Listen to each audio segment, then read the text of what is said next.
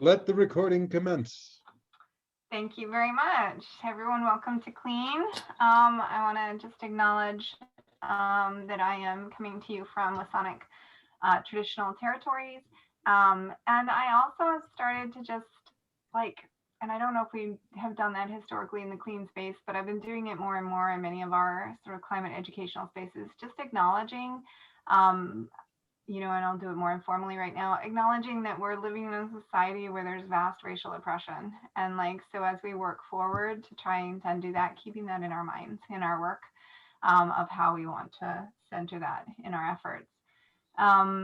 And today we are focused on ACE, and I'm assuming that's like a Frank tap, but I also want to give us a moment before we do that so he can finish his chipotle to be able to go around and do quick introductions. So like who we are in the world, maybe a little bit of what's the work we're doing. Take a minute for that. So Frank G, you are in my upper corner. Okay, good. Yeah, okay. So Frank Granshaw, live here in Portland, Oregon, and part-time faculty at Portland State teaching climate science for non-scientists, and involved with a number of other organizations, chief of which is Greater Portland Sustainability Education Network. And you have to be able to say that to join it. And you have to say it fast without skipping a beat. So anyway, let's see. Actually, in my upper left-hand corner is Patrick. Right, Patrick. Woohoo! All right. I'm reaching that slap happy time of the semester when I'm so overloaded. I'm just like, woo, let's just go with it. So that's where I'm at. Lots of Who fun. are you, Patrick? Where are you? I'm so. But yeah, I'm Patrick Chandler. I am the coordinator for the Clean Network and a PhD student at the University of Colorado Boulder. I'm going to have lots of exciting things to share in the coming months. Just submitted a paper to the Lancet on COVID and climate change communication relations. So that'll be fun to tell you about. And then got one into Nature Climate Change on media perceptions of climate change for the past 15 years, following up on Max Boykoff's work. So that'll be fun to tell you about. And I'm just about to finish our Guidelines for Art Science Partnership, which we've been working on for the past year or so. So that's what I've been up to. And I'm going to pass it over to Jim Bray. Hi, I'm Jim Bray, coming to you from Wisconsin, and I'm a former college professor, and I'm not worried about the end of the semester anymore. And I'm former director of the AMS education program. I've been working locally mainly with heads of corporations, major corporations who wish to have their senior staff trained up or at least want them to discuss climate change. And I use a lot of clean materials in that effort. And I've been a member of the Clean Network for a very long time. So I hang out here every Tuesday, just about. And it's good to see you all. Who are you going to pass to, Jim? I will pass it to Frank. There we go. Hello, all. Frank Niepold, NOAA Climate Program Office. I'm the Senior Climate Education Program Manager and Coordinator, and also a current co-chair of the Clean Leadership Board and a founding member of the network. So I've been with us for a little bit of time, but super excited to be with you all. I have a really exciting announcement that I'm not sure which one of us is doing it, Deb, but we have something to announce. Not yet. Hold that thought. Oh, come on. No, hold that thought. We haven't got everybody yet. Hold that thought. I know. I'm not announcing it. I'm just saying one of the two of us are going to announce it. That's all. I'm not saying anything more. So let's go with Ginger. We can't hear you, Ginger. Oh, Ginger, you muted. My keyboard was not in my lap. I'm Ginger Wireman. I am in Richland, Washington on the lands of, oh good Lord, I'm at the confluence of the Snake and Columbia and Yakima rivers, which were popular hangout for the Yakima, the Nez Perce, the Cayuse, the Umatilla, the Walla Walla, and the Wanapum tribes. Kind of all met here and traded and married. And I don't actually get to work on climate education most of the time. I work on Hanford Cleanup, which is the nuclear site out here. But when I can do climate stuff, I do. And I am active with our local citizens climate lobby and on the board of FutureWise Washington, which is our growth management watchdog organization. So that's what I do.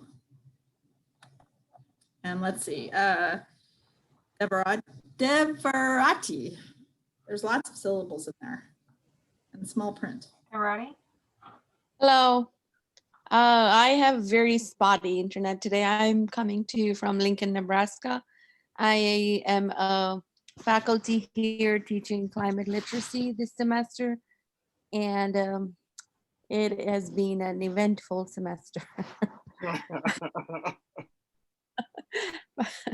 It's gonna end pretty soon. Okay, well, that's it. And I haven't really enjoyed this space and gives me a sense of purpose, which I didn't get at all in my teaching this semester, even though it was there. So, but thank you for being here. I'm going to pass on to who's Jacob and or Tiffany, I think, haven't gone yet. okay. Well, let's do Tiffany. Hi, everyone. Good morning. Sorry I'm late. My name is Tiffany Boyd, and I live in Louisville, Colorado, which is the land of the Arapaho, Ute, and Cheyenne. I have a group called Classrooms for Climate Action, which was inspired by me being a teacher for 27 years in the Boulder Valley School District and wanting to do lots of amazing project-based learning with students, but not having the personal bandwidth to pull it off. And so now, with a small army of retired teachers and college students, we are creating a human bridge so that classroom teachers can do some really rich project-based learning around climate. And we are all navigating Google Meets and popping into breakout rooms and guiding kids in project-based learning groups. So yeah, it's been an interesting year, and teachers need more support than ever before. And it's been hard watching lots of colleagues really struggle just personally and mental health, and teachers are really, I don't know if you guys saw the New York Times article today about this is not sustainable, online learning for teachers. It's a national crisis right now. There's a lot of teachers really quitting in the middle of the year and reconsidering different professions, and it's a really amazingly hard time for teachers. So not that it isn't for everyone, but I just have a lot of friends who are teachers, and it's been rough. So happy to be here with everyone this morning. Thank you. And let's invite in Jacob, and then we'll go to Anna. Hey, what's up, everybody? Jacob in Los Angeles, also Tongaland. I'm run STEM to the Future. We use STEAM to work with primarily Black and Latinx elementary school students so that they can start to use STEAM to like reimagine and create the world that they want to live in. And a lot of that work is like centered around environmental racism. So obviously relates to climate change. So I'm excited to be here and connect with y'all. Thank you. Anna? Sure. Thanks, Deb, and thanks, everyone. I'm Anna Gold. I know most of you. I'm here in Colorado and working from home. I'm on the other side of the teachers that feel stressed, which I totally appreciate. And I have 2 little kids, and it's so hard that they can't go to school. And I don't, I feel everyone's pain. And I'm the series director of the Education Outreach Group, and also I'm actually a past chair of the Clean Leadership Board. I've passed the baton off this year. and I'm the PI on the Clean collection piece, professional development part. And so been also with Clean since its very beginning. Thank you. And Jen, see you popped in here. Hi, everyone. Sorry to be late. My name is Jen Krutzer. I'm the Director of Climate Initiatives at the Wild Center in upstate New York. And I've been on the Clean board now for almost 4 years, I think. And I'm here at the Wild Center today, which is kind of exciting for me because I've been working from home for so long. So sorry I was late. I was trying to get here. No worries. All right. So, and any quick announcements or updates? If people want to throw links and things in the chat, if we can keep our quick sort of updates like a minute or two initially, and then we'll see if they sort of map into the ACE conversation as well. Anybody have quick updates they want to name?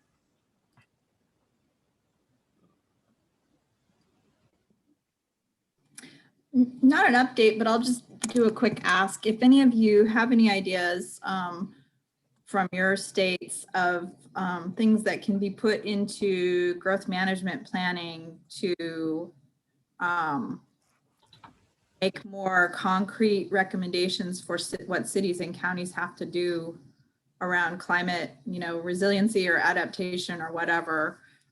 We are future-wise going to be pushing for a major update to the Washington Growth Management Act. It's 30 years old, so that cities have to actually address that in their planning. And so just any ideas, shoot them to me. We have a lot of people and we're in Seattle, so we have lots of people to draw from. But just if you know of any examples elsewhere that are already underway where cities are looking at environmental racism and having to evaluate growth management, and especially with the intersection of climate, that would be great for me to have as examples. Ginger, can you put your contact information in the chat window just in case folks don't have it to shoot over to you? And my personal one. Yeah, and you probably already know this, but the ICLEI folks are a really great resource to tap for that. So I would definitely reach out to their info line because they are just really on it for specific questions. They know who to ask. Okay, others? Any other quick announcements? Okay, Frank. Oh, Jen, hold on a second, Jen. No, you go first. Frank's going to talk longer than you, I think, but that's okay. I can't find my unmute button. I was just gonna talk about Deb, our presentation on Friday. Oh yeah. Yeah. Sorry, I forgot about that. So myself, Deb, Kristen Poppleton from Climate Generation, and Azati Citron from the Citizens Climate Lobby are going to be speaking at the UN Climate Dialogue at a special event on Friday morning at, wait for it, 3:30 a.m. East Coast time, and then which is 9:30 Central European time. And those, we're all spread across the country, so it's going to be fun. And we'll post the link in the chat, but it is going to be recorded in case you feel like getting up or you happen to be awake, lying there wondering about climate change like I do in the middle of the night. You can join us. So, but be about an hour-long presentation, and it will be recorded, and we're pretty excited about it. We've been working really hard. I've already put the link to it in the chat. Oh. Was that what you were going to share, Frank? No. Okay. So Frank, what else would you like to share? Quite a few of you, if not all of you, were participating in the ACE dialogues to build a framework for a national strategy, an ACE national strategy for the United States. So we did it. It's done. We're in final layout and proof. We have final text of the text. We've gone through proofreading multiple times. If you find anything, shh. Moving forward. They call it the Persian flaw. You know, nothing is perfect. But being late is what we did not want to be. So we are done.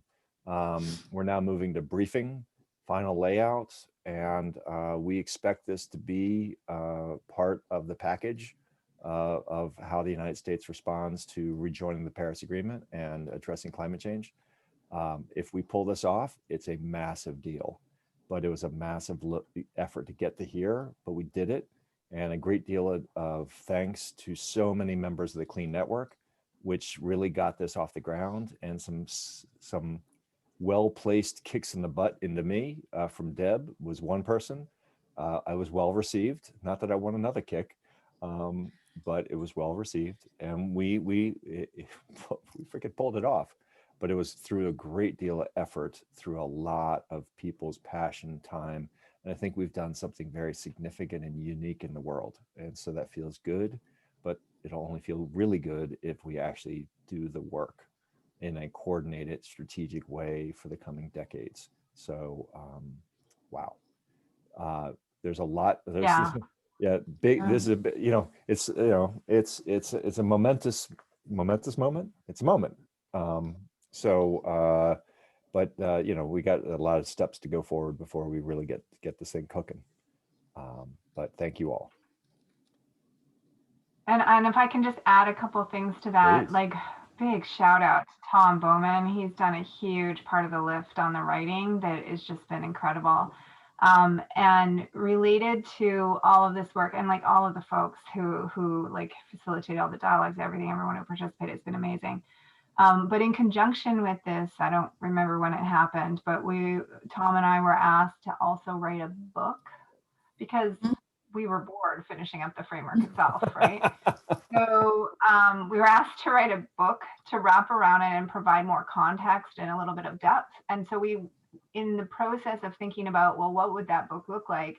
We were very nervous about, like, we don't want to speak on behalf of other communities because that's just not appropriate. And like, but we also want to amplify the voice of all this work as much as we possibly can in every way we can. So we agreed to write the book, and we wrote, I think it's 4 chapters around it, which is done as well.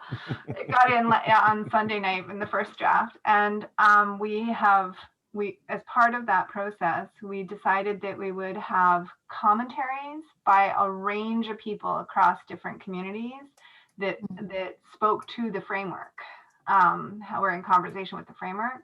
And so we've received, at this moment, we received 10 or 9 of the commentaries, and we're waiting for 2 outstanding ones, which we're just rolling into the editing process. Our publisher probably hate us, but we're getting them in like into we have like this week until Friday, basically, to do the final proof draft, and then it's out of our hands.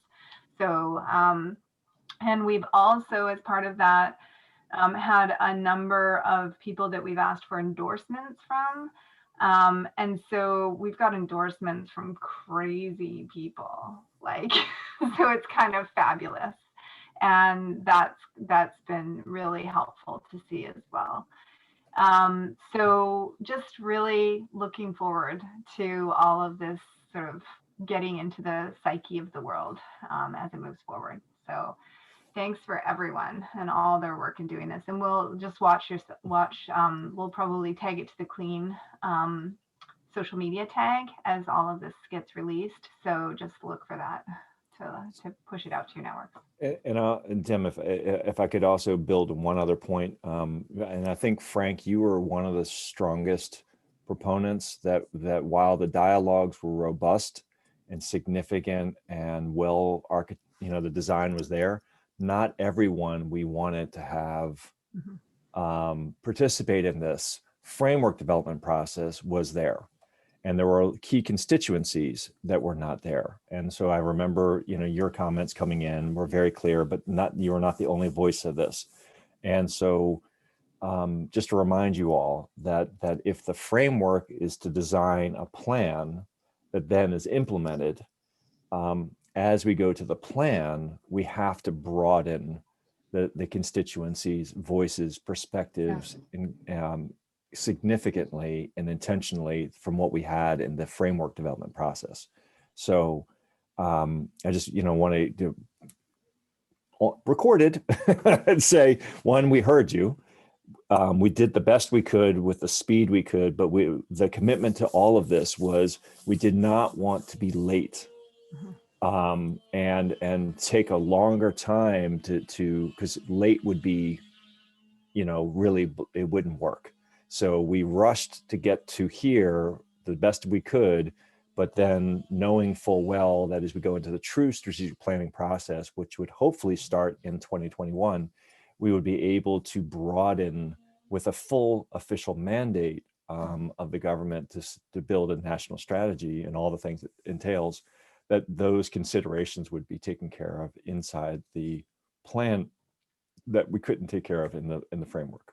So that's a pledge. It's a real statement. But rural is one of those communities that there's strategies within strategy. The plan has to have multiple strategies, and the rural strategy, and the urban strategy, and the youth strategy, and the public education strategy. There's like all these pieces. It's a complicated thing we're going after, but it feels right for the task before us. So I just wanted to acknowledge while the framework is an amazing, masterful, awesome thing, it's also incomplete, and we can never be complete in the way we did this. So we want to acknowledge that at the beginning. Cool. Patrick? I'll let Frank Granshaw go first and then go after. I think Sorry. his hand up there. Okay, can we use digital hands? Would everybody be okay with using digital hands if they know how to do it? It's just easier to track it. Who's who? Most people can. I cannot, since I'm the host. Oh, right. Good point. Frank? Okay, two quick things. First of all, an FYI, which Deb and Frank, you may already know this, but when I was talking to Miroslav Polster this morning, he mentioned that he is involved right now with an ACE national plan in Austria. Austria, yeah. Ooh. Yeah, and Really? so I Yeah, mentioned the US one, Mhm. and he definitely wants to see it as soon as possible. And he sent me a link regarding some of their work, which I haven't looked at yet, but as soon as I do, I'll send that over to you. That's awesome. And Frank, can I just tag onto that Sure. particular piece? So I've seen the Austrian plan, the draft version of it. Muriel sent it to me at some point. And we are going to include a nod to that work and a name in the Climate Dialogues presentation at the UN, because we want to make sure that we're using those international examples. Yeah. Okay. The other thing that I wanted to check in on here was, okay, it sounds like where the plan is right now is that it's in finishing layout and it's not quite out there public. We haven't released it publicly. I mean, I put a link to it in the language is final. Okay. The language isn't changing. And there is a version of the language that we have right now.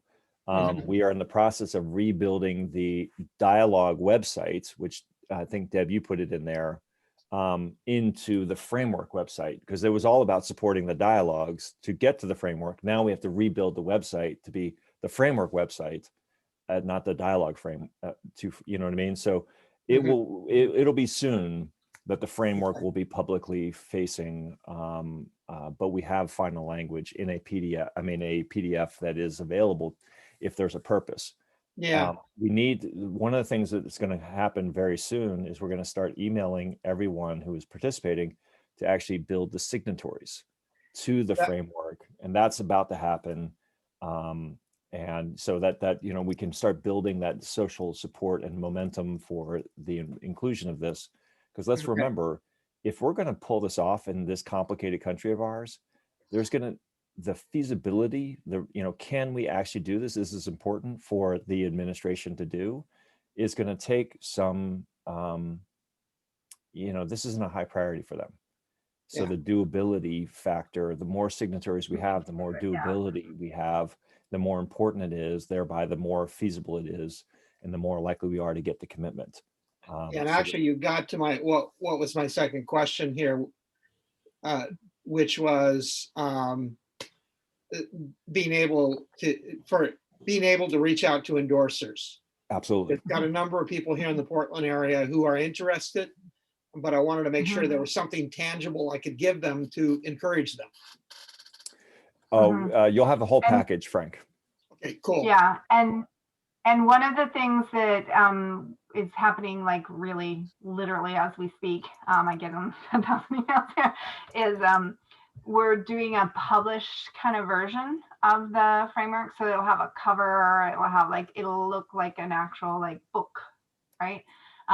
So there's ferocious conversations across the weekend on what's the graphic on the front. So that's been resolved, and I think as far as I'm tracking it, so that will be added to this. One of the things that we are kind of not nervous about, because I don't think that's the word exactly, but sort of trying to be intentional about, is to try and brief groups of people as we're releasing the document. So like it will be available publicly, but we want to make sure that it's also kind of like handed off to some degree. So we'd like to be able to do that. And I think somebody had put a note in the thing about like doing that for this community more broadly, but also subgroups of people. And if you have different legislators or groups, I know I'll probably do it with the Council of State Science Supervisors because I'm a research partner with them. So I'll help brief them into that work. And and I don't know, Frank, maybe you know better. I can't remember what the decision was about posting the actual policy publicly before those briefing handoffs happen or after. I can't remember what the decision was. So what we're my understanding and is that what we would do is that when we're doing the signatory building, right, you need to see the final text so you can see whether or not you want to sign on to this, right? So you don't, even for people who weren't actively participating, first we want to get all the people who participated in, but you'll have access to that via Google Drive. And if you have the link, you have access. When we put it on the website is another matter, because we're kind of incrementally building out carefully and intentionally, but rapidly. So, Frank, if there was a person that, you'll receive an email through the newsletter on the website that says, do you want to be a signatory? And here's a link to the framework if you want to review it before you say yes. But, as far as like publicly facing website, we still have, we're getting to that, but that's going to happen after you get access to the Google Drive, which I've just given you access to. Yeah, so definitely like putting yourself on the newsletter on the ACE site is really worthwhile at this moment, because you'll be more like. Oh, you're already there. Not me, but No, everyone who had anything to do with the framework development is in a master email list. It's like 570 people. Yeah. And so all of them will be getting the framework maybe today. Right. And so if others are not on that list yet, or if you haven't yet been involved, like definitely putting yourself on that list through the ACE framework site is the way to do it. Yep. So is there a timeline on the briefs? When do you want to start? They're done. No. You mean like when you can start briefing? Is that what you mean, Frank? In terms of the briefs that you have been making up for this. We have a policy brief that is finalized. Okay. We're working on the briefing deck. That'll be in a day or so. December 3rd was the deadline. That's right, Friday. And the layout will be finalized. The final, this is just text. The version I gave you, the laid out version is coming very soon.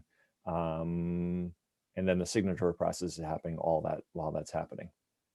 Okay. Just so clear, the signatories will be added to the website, not to the framework, because the framework needs to be finalized. Okay, Yeah.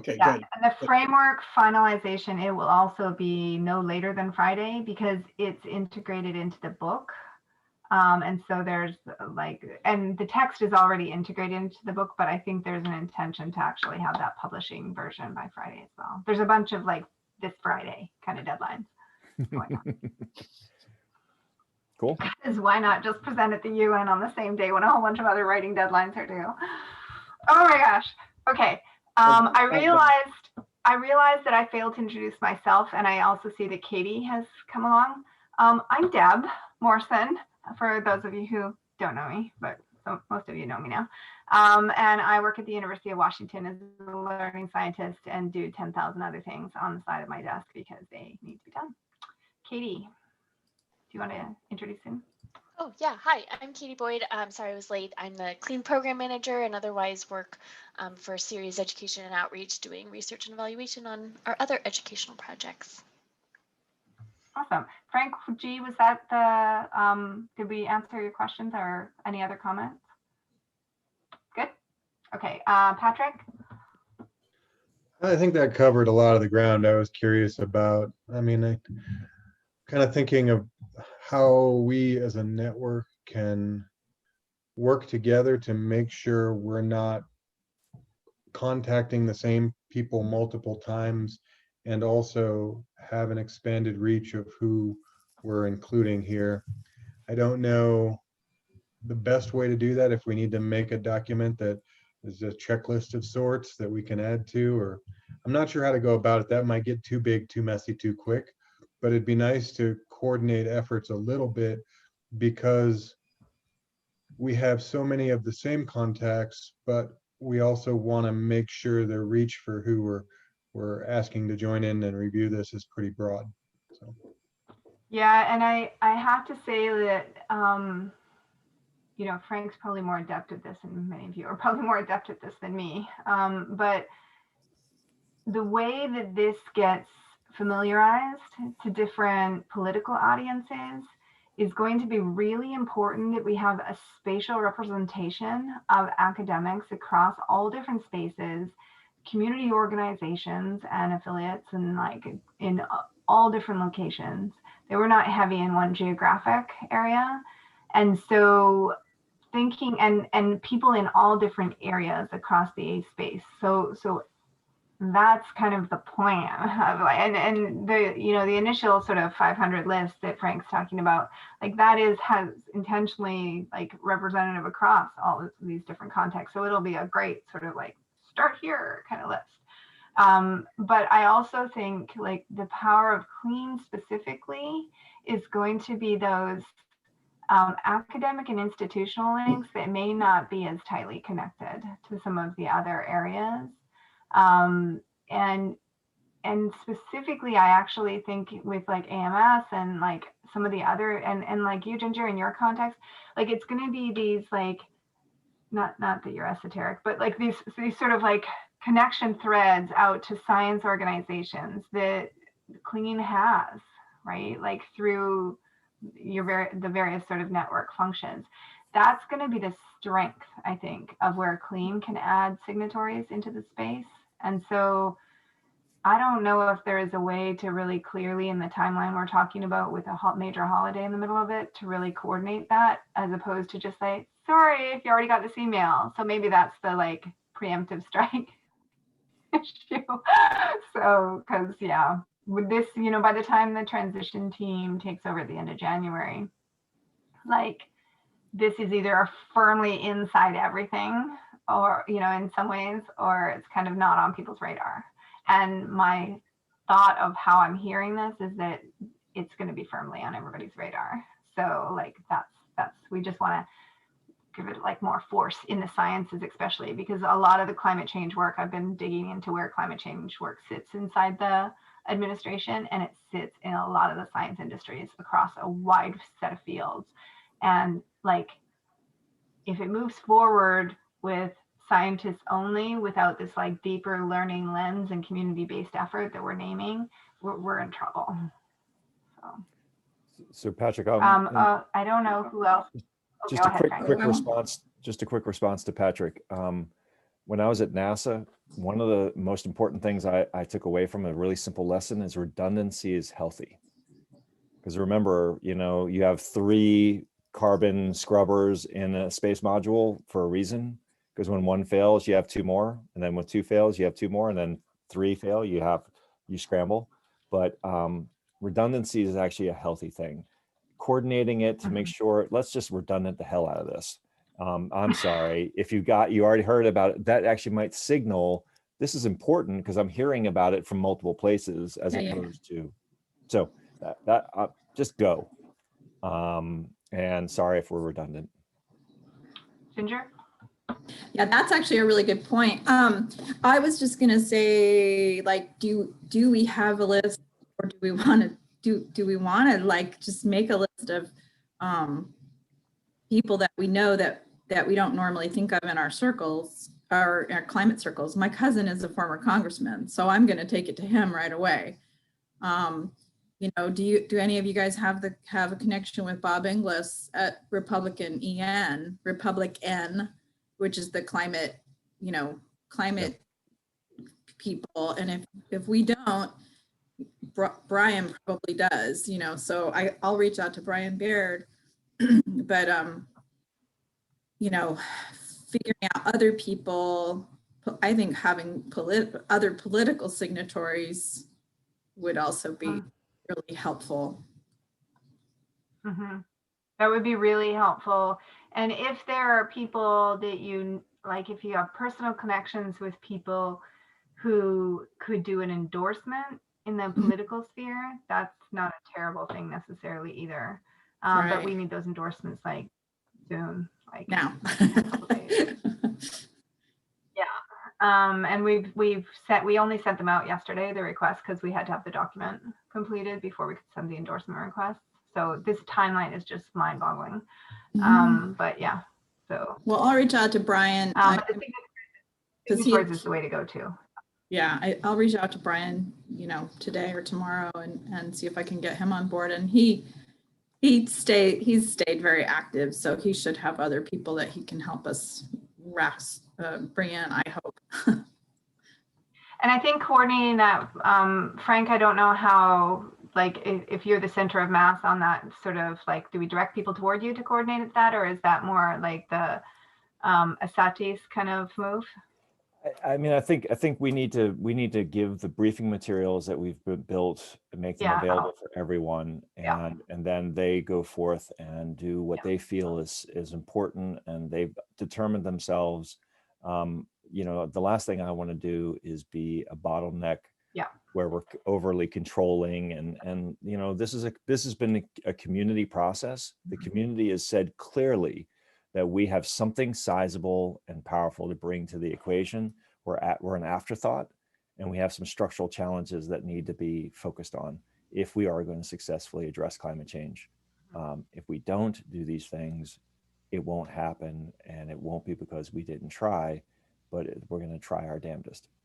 So that's just kind of the tone and approach that I've been taking. So like Ginger, or anyone, this is everyone's work. And so everyone can go forth and do that work together, but without having to be highly coordinated in the process. Is there, in the document, if we share it, is there a link at the end to where they would sign on if they want to do that? Ooh. I don't know if we put the ask to sign on in the framework. That's an interesting question. I mean, we need it somewhere, because if I ask Brian and I share the link and I say, okay, what do I do now? Mm-hmm. I need to funnel back through an individual. No, it'll be a form. We don't actually have that information quite yet, I think. Do we? Okay. But we didn't. Ginger, you've just made a really interesting ask that. I mean, we haven't finalized because it's but the fact that we don't have a way to sign on in the framework itself is an interesting point. I'm going to take. So we can do that. It'll either be in the email that goes with it, or it'll be in the document. So we'll bring that up. It should be in the document. Yeah. Jen? Yeah. Yeah, I was just going to say that, obviously, I think for we're still pulling it all together, and the materials are still coming together. So I think probably at our next, for those of us that are on that team, maybe we look at having a clean Google Drive that has open access, or some level of public access with the clean final versions of all the documents, so that people can just access it, and it's in one location. We can add additional folders to it, anyway, we can talk more about how to make that work, to make it easy. And then you just have a link to those documents as opposed to multiple emails where you have to go and like find all that stuff. So we can figure that out, but it's helpful to get feedback from this whole group. So thank you for that. And Jen and Frank, I think also something that's coming up from Ginger's comments is we probably want a draft email in that drive as well, like a draft email for forwarding to folks that you're going to brief, because you know everybody's going to be writing that email awkwardly, and so we can provide some draft text. Frank G. I just gonna have to like name you. I'm gonna have to create a nickname for you, Frank G. I was like, I don't know. You can call me Doug. That's my middle name. Anywho, one question would be, is this a one-time only in terms of reaching out to signatories, or is it going to be sort of open jaw, where folks can continue to accumulate, sort of like We Are Still In does? Yes, it's more the latter, Frank.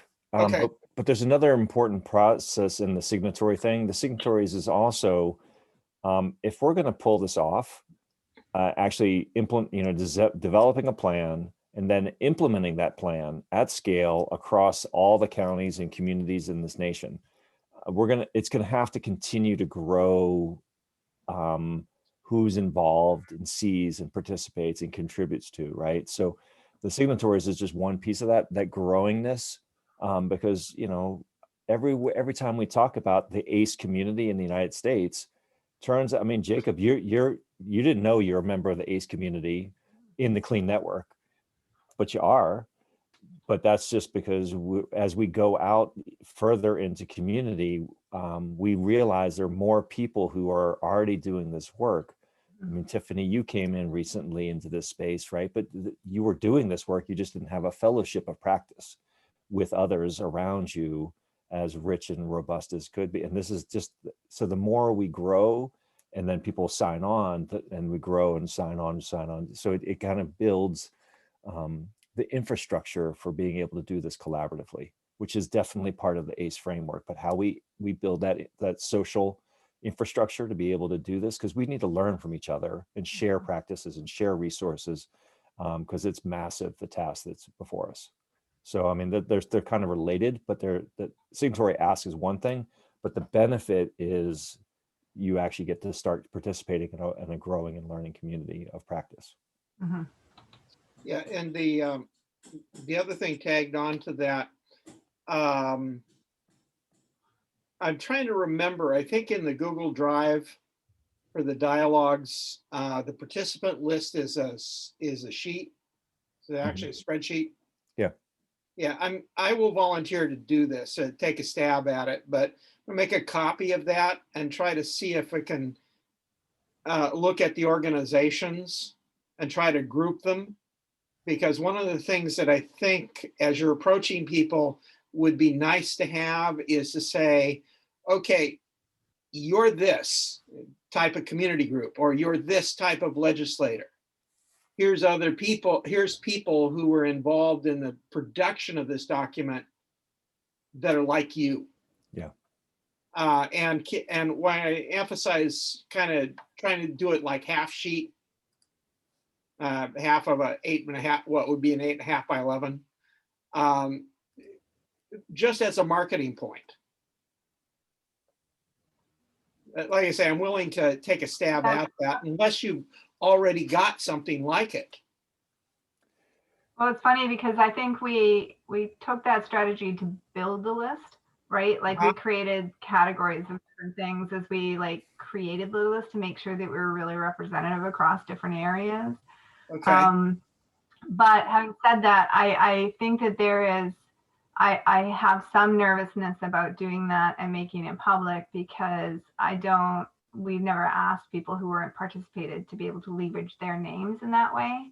Yeah. But what is actually in the framework is Appendix A of the framework is actually a list of all organizational participants and individuals who wanted to be listed as like participating in that.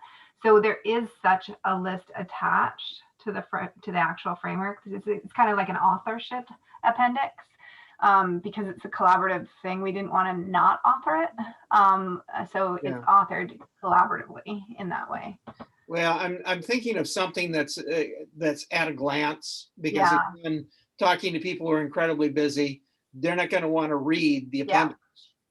Mhm. So Frank, there's another thing you're tapping into, which is something, I don't know where it's, let's just say the people who have been doing this have been very generative.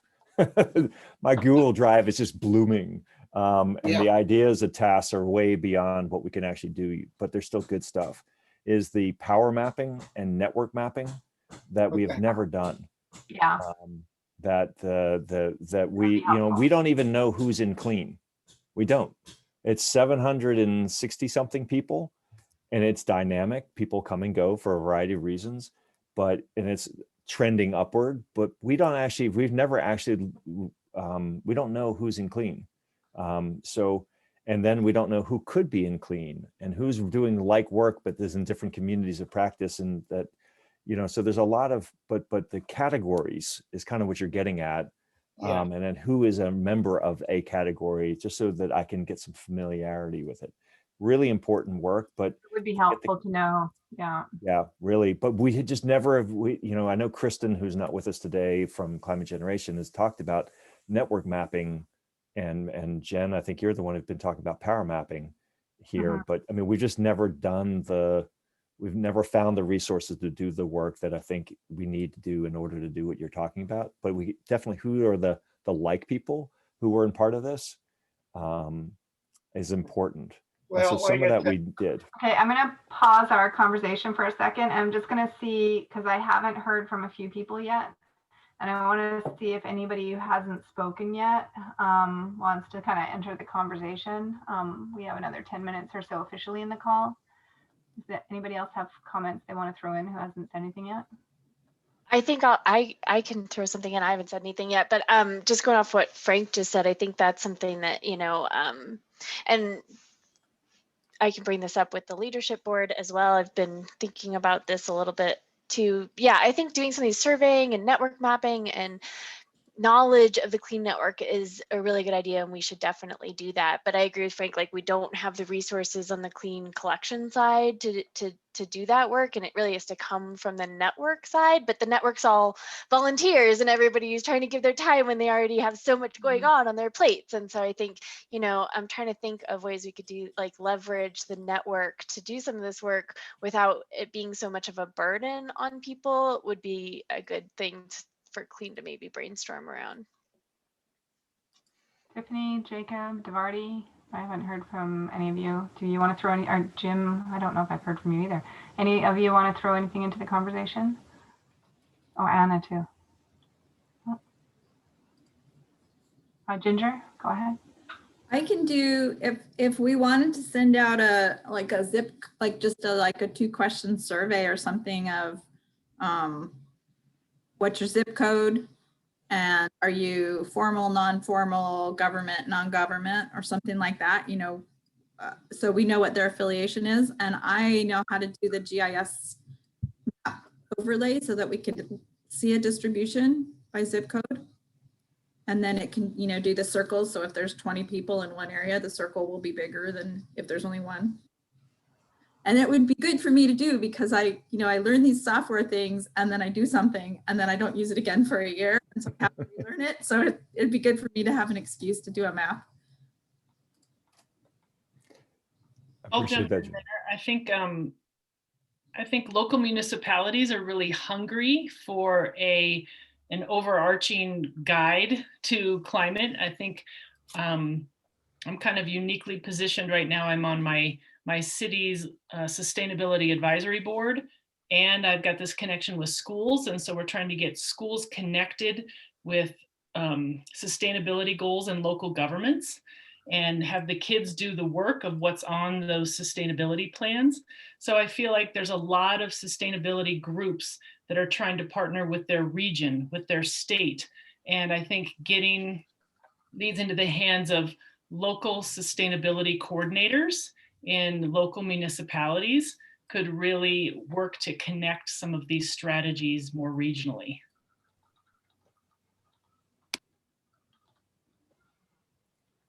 Completely agree, Tiffany. It's a really important point. Thank you.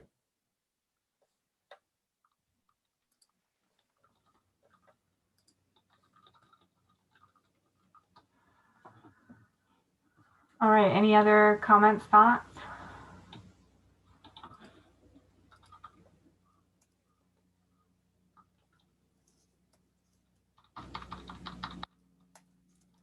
Okay.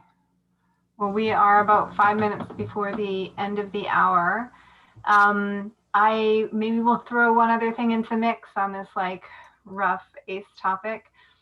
So because, you know, I'm starting to get bored, I realized I was like starting to dream up the next, like, you know, 5 years of work for everybody that I know. So I was thinking, okay, well, what would be the next piece? And one of the things I think is helping to make more coherent, which hopefully if all this work gets adopted, it will be part of this work. But I just want to put the seed in everybody's ear of like hoping to bring sort of increased awareness and education to political leaders and across all different scales. So like briefing everyone we know as citizens in our own area, for our locally elected officials, writing letters to our state, like, and getting some sort of like, you know, awareness of ACE broadly into the space at the leadership level. And that includes at the philanthropic level for every area of philanthropic organizations. So basically everyone in leadership positions who can give out money related to climate change or organize systems in relation to climate change. We want them to be briefed on what ACE is from the perspective of this kind of like deep intersectional justice lens that we've tried to hold in the middle of this ACE project. And so, yeah, so I mean, part of that is the ACE briefing efforts, but part of it is also like the ask as we go forward in this next year, like to try and start to name out as part of the strategic planning process, what's the ask, and dream big, you know, for like how we'd want the system to look. So I kind of want us all to, and we don't have time to talk about it now, but I would love us to all start dreaming of like 10 years from now, 20 years from now, like we did in the ACE dialogues, like what do you want to see and how are we going to build that together? And so, yeah, what does that look like to support this kind of work in community, in collaboration, you know, in relation to place, to each other? So yeah, anyway, I spend quite a lot of time daydreaming about that right now. And, you know, the world that could be as opposed to the world that is, where we're divided and hostile. So anyway, I think I will leave it at that. Any last thoughts from anyone? Well, I got a technical question. Yeah. What the hell are we supposed to do in the AGU posters? We Oh made a my poster. gosh, right? How do we schedule? When are we showing up? I don't know. Does anybody know that? I have it on my whole day on Tuesday, and I was like, I don't know about for other people's. I don't know. I don't know what conveners are doing for other poster sessions, but for the one that I'm convening, I've like reached out to the folks in my poster session and tried to tell them like, I actually asked them to do a doodle poll, and then we found a time that worked for all of us. And I said to them, like in the poster on AGU, like in that poster system, you can tell it a time that you're going to like be at your poster, quote unquote. And they did talk about that you can do these like poster walk kind of things. And then you can, as a convener, sign up for a poster walk. So I actually signed up for a poster walk time that's at the time that like we're all going to have our poster walk. So from AGU, I'm going to apparently, according to them, get a space in which I can have everybody like do and talk about all their posters. But yeah, Frank, in terms of like, if a convener's not doing that for you and you're just setting a time that you're going to be available to talk about your poster, I think the way that you're supposed to do it is put that time in there. And then there's actually instructions on how you can present your poster through their system on like Zoom, basically. Yeah.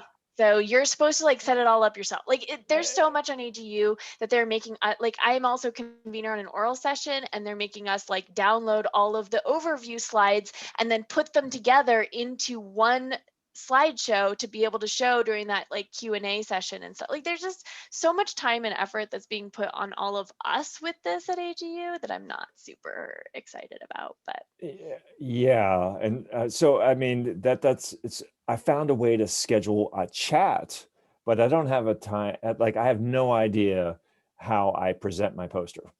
yeah, Zero. in And I'm that it's like the next tab down is like there's something about like how do you present, and then they'll tell you like you can put a link in to your Zoom call you're going to present on, and then they'll tell you like there's a set of instructions that talk about how you can do that. So in that poster system where you put the chat in, it's very similar to like that putting that time in. So I put my own Zoom link in. That's what I'm saying. Like, yeah, if your convener for the poster session isn't setting Oh. something up for you, then yeah, you'll probably have gotcha. to do it yourself. Yeah. Clearly, we need to start Okay, an I'm going to email thread. pause our conversation because I actually need to know that too, but I'm going to pause us and say thank you all for joining us because I see people popping off and popping on. So thank you all for joining us. And if we can stop the recording, I think we need to